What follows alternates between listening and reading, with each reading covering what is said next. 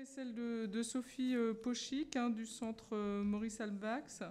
Quand l'égalité homme-femme change de camp, d'une revendication syndicale déniée à un soutien élitiste à la diversification des talents. Donc, bonjour. Comme vous l'a présenté Jacqueline Leffer, pendant longtemps, les politiques d'égalité femmes-hommes ont été considérées comme des politiques relativement symboliques dans leur effet. Et il y a un contraste vraiment dans les années 2000, où on voit les grandes entreprises, notamment, prendre l'enjeu de l'égalité comme un investissement et un enjeu d'image de marque. Donc si on a pas mal d'études qui analysent les accords et donc les effets de la négociation de manière relativement formelle, pour l'instant, à ma connaissance, on n'a pas encore assez d'études qui rentrent vraiment dans la boîte noire de la fabrique des politiques d'égalité femmes-hommes en entreprise, notamment pour voir comment s'articule la négociation collective de l'égalité, qui est encadrée par le droit du travail et normalement une égalité négociée avec les syndicats, la politique managériale de diversité qui est à l'initiative de la direction, et puis une évolution relativement récente, la féminisation des espaces de gouvernance, qui est, elle, encadrée par la loi Copé-Zimmermann. On a des présentations de politiques formelles d'entreprise, mais c'est rarement présenté en contexte et en dynamique, avec notamment les éventuels conflits internes entre les différents acteurs sur l'orientation de ces politiques et sur les priorités et les publics cibles. Donc moi, je vais vous présenter une monographie qui est réalisée à partir d'une enquête sur une grande entreprise qui est une multinationale du secteur de l'énergie qui a traversé de multiples transformations. À l'image de pas mal d'entreprises, entreprises publiques qui s'est privatisée, qui s'est financiarisée, cotée en bourse désormais, et qui a ensuite traversé de profondes réorganisations, internationalisation et filialisation.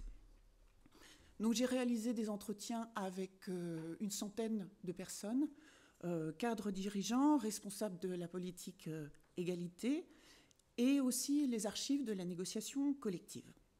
Sans rentrer dans les détails, au départ c'était une enquête réalisée en partenariat avec la direction pour explorer d'abord la question du plafond de verre, puis j'ai pris de plus en plus de distance avec cette commande pour notamment explorer la question de la négociation collective. Les deux sujets étant en entreprise complètement cloisonnés. Je voudrais présenter ici à la fois l'intérêt d'étudier l'appropriation en contexte du droit de l'égalité par les différents acteurs, parce que en France, puisque l'égalité doit passer normalement par la négociation collective, on a une managérialisation du droit, pour reprendre l'expression de Lorraine Edelman, au sens où il y a tout un travail de traduction, interprétation et délimitation de ce que veut dire appliquer la loi, ici l'égalité femmes-hommes. Donc ce n'est pas pour critiquer cette entreprise que je le fais, je voudrais juste montrer que dans cette entreprise, elle est révélatrice d'un fort décalage désormais, dans certaines entreprises, entre son image publique. C'est une entreprise considérée comme une championne de l'égalité, autant par les pouvoirs publics que par les médias, en raison notamment de la féminisation très rapide de son conseil d'administration et de plusieurs accords négociés depuis 2004. Elle en est à son 4e. Et le progressif décalage entre une politique managériale de diversité ou mixité qui est ciblée sur quelques femmes sursélectionnées et qui est vraiment pensée comme un outil stratégique de transformation radicale par la direction, et puis une négociation collective qui devient une égalité négociée à bas coût, se révèle. Et j'ose même appeler féminisme de marché la rhétorique gestionnaire qui justifie l'accès des femmes cadres aux postes de direction au nom de leur performance. L'appeler féminisme de marché permet de souligner que, oui, l'égalité est devenue un enjeu légitime, mais qui peut être pensé de manière très segmentée, privilégiant une égalité pensée de manière assez individualisée, intégrant la logique de marché et une relative mise sous tutelle ou même mise à distance de l'égalité négociée avec les syndicats.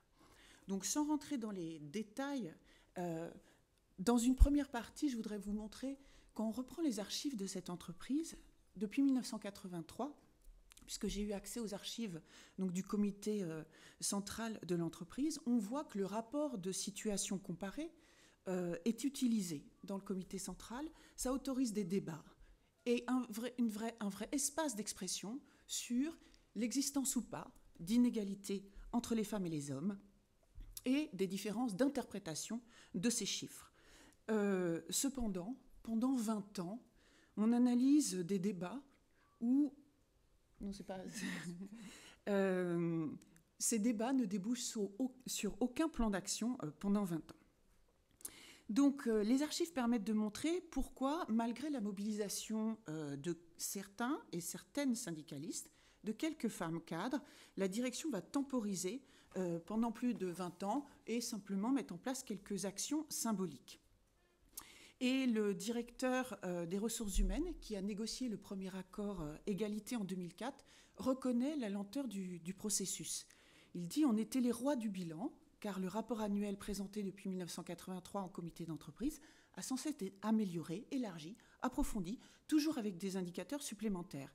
Mais on n'agissait pas. Et la négociatrice CGT, c'est le syndicat majoritaire avant la privatisation. La négociatrice principale, elle met davantage l'accent sur des différences de point de vue. Elle dit plutôt « ça a mis 15 ans pour que la direction accepte qu'il y ait effectivement une égalité dans l'entreprise. La direction n'avait pas le même point de vue, trouvait toujours de bonnes raisons pour justifier les écarts. » Cette analyse d'archives, finalement on pourrait se dire quel est l'intérêt d'analyser des archives où pendant 20 ans il ne se passe pas grand-chose. Ça permet de savoir qu'il peut y avoir un écart fort entre le savoir, même chiffré, sur les inégalités et les actions. Ça dépend vraiment, tout d'abord, de la volonté de la direction d'entreprise. Ça, c'est pas nouveau. Par contre, ça montre aussi que c'est aussi une question de rapport de force avec les organisations syndicales. Tout d'abord, donc, l'analyse de ces archives permet de montrer la longue résistance des cadres masculins face aux actions positives, qui sont appelés quotas pendant longtemps dans les années 80, et aussi leur relative satisfaction, avec une lecture relativement biaisée des chiffres, dans le sens où ils sont satisfaits d'une tendance progressive qui se révèle dans les années 80 et 90 à la féminisation de l'encadrement.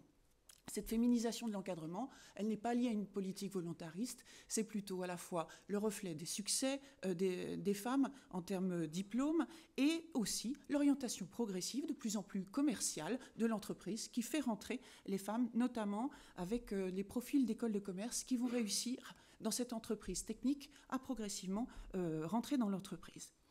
Par contre, les écarts sexués chiffrés, donc depuis 1984, on les voit, écarts de salaire, de promotion, d'accès à la formation continue, sont toujours justifiés par une cause extérieure. Soit c'est renvoyé du côté de l'orientation scolaire initiale des femmes, soit du côté des mentalités des encadrements, notamment de l'encadrement de proximité. Surtout, il y a une lecture relativement satisfaite en comparaison des autres. Cette entreprise publique à statut serait dans la moyenne, voire même meilleure, par sa politique sociale qui favorise la conciliation pour les mères de famille et aussi sa forte protection de l'emploi féminin en raison de son statut protecteur. Ces archives montrent cependant, contrairement à un discours parfois homogénéisant sur l'inertie des syndicats qui n'auraient pas fait grand-chose sur l'égalité, ici, quelques rares femmes syndicalistes présentes dans les instances se sont emparées de ce dossier, parfois au prix de tensions avec leurs propres camarades. Certes, elles sont minoritaires dans leur collectif syndical, mais parfois elles se sont spécialisées sur le dossier égalité. Parfois aussi, elles sont adossées à un collectif féminin de leur fédération. Parfois, elles sont même l'experte égalité professionnelle au sein de leur fédération. Et donc, depuis 1983, en fait, on voit dans leurs interventions qu'elles connaissent extrêmement bien le texte de la loi Roudy. Elles le maîtrisent parfaitement et elles demandent à la direction de se mettre en conformité et de proposer un plan d'action. Mais en face, évidemment, il y a de fortes réticences, étant donné cette lecture biaisée des chiffres. Ces archives montrent que derrière cet apparent consensus syndical, il y a aussi des débats en interne entre organisations syndicales, un effet du pluralisme, sur les moyens de lutter contre les inégalités constatées. Par exemple, sur la question des actions positives de rattrapage et des quotas, notamment quotas pour l'avancement salarial, quotas pour la formation, voire même demande de formation non mixte sur certains profils. Les élus CGT et CFDT se prononcent positivement dès les années 80, alors que les élus CFE-CGC et FO y sont réticents.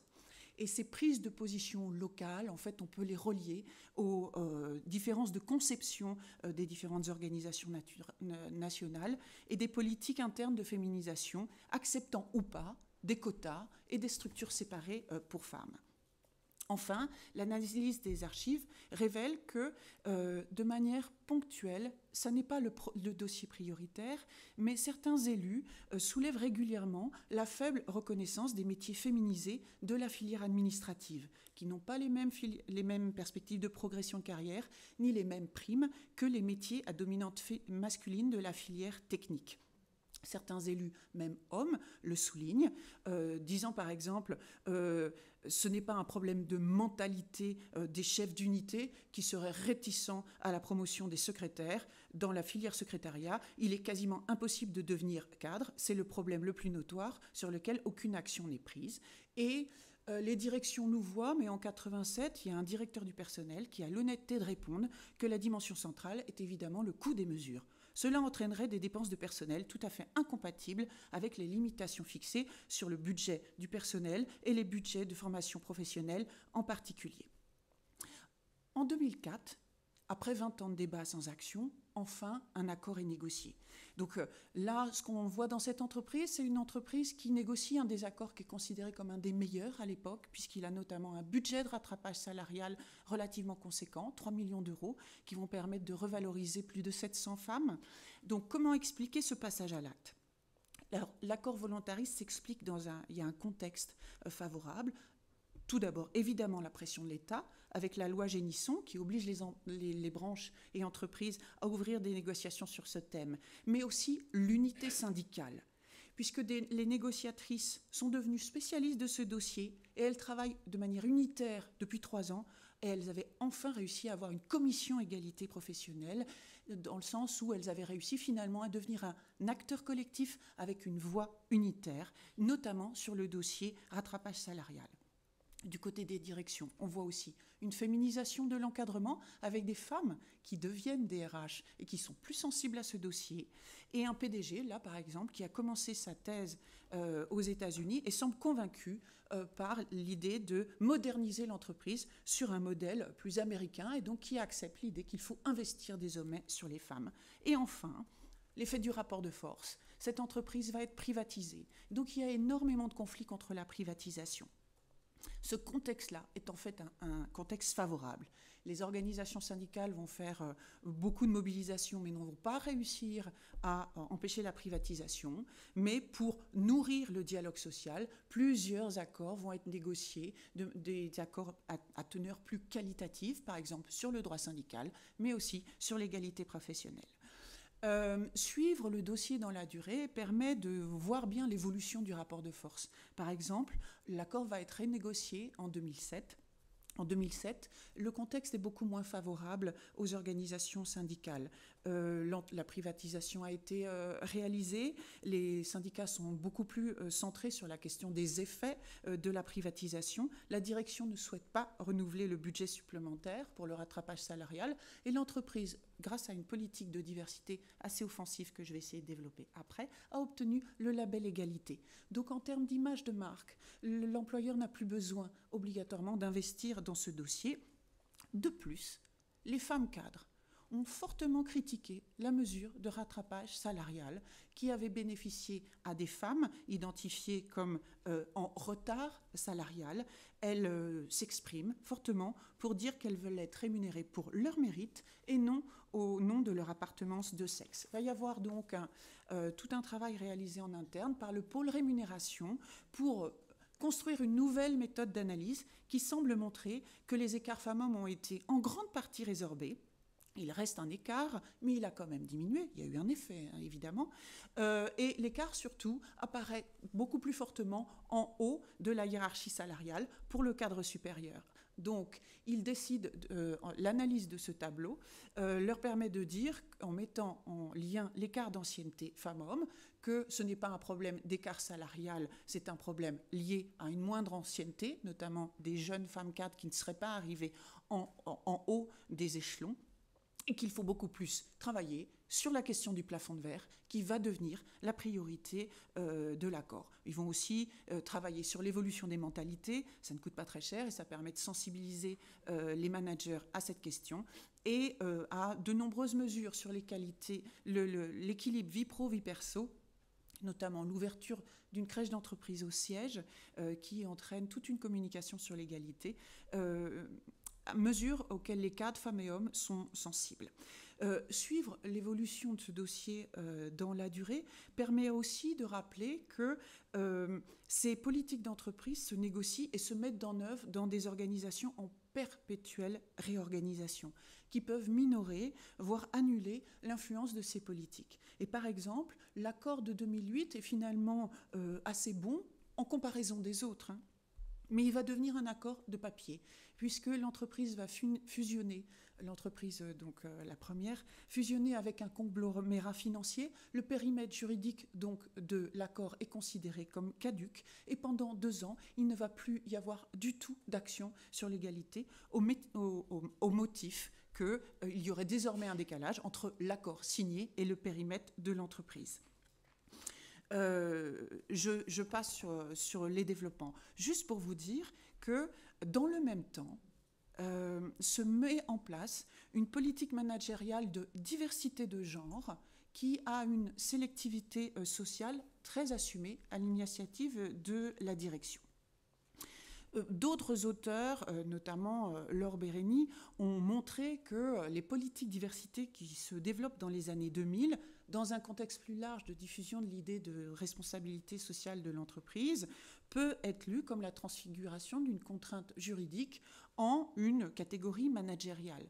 Mais ce qui est peut-être un peu moins souligné, c'est que cette conversion de l'égalité femmes-hommes à la rhétorique du marché s'accompagne aussi d'une restriction du public cible vers les minorités dites de talent ou à potentiel, les femmes cadres supérieures, et par une mise à distance des organisations syndicales. Cette politique diversité s'accommode très bien d'outils de gestion des ressources humaines segmentés, avec en interne, par exemple, des dispositifs spécifiques pour les cadres à potentiel qui ne concernent absolument pas les autres. Donc, la responsable diversité, qui est nommée en 2003, va, à l'image des autres entreprises, elle n'est pas spécifique en cela, construire tout un discours de justification du fait que la féminisation de l'encadrement supérieur serait bonne pour la performance de l'entreprise. On observe un mimétisme organisationnel. Elle va s'inspirer de beaucoup de bonnes pratiques de multinationales, anglo-saxonnes ou françaises, qu'elle rencontre dans différents réseaux spécialisés, qu'elle invite comme conférenciers.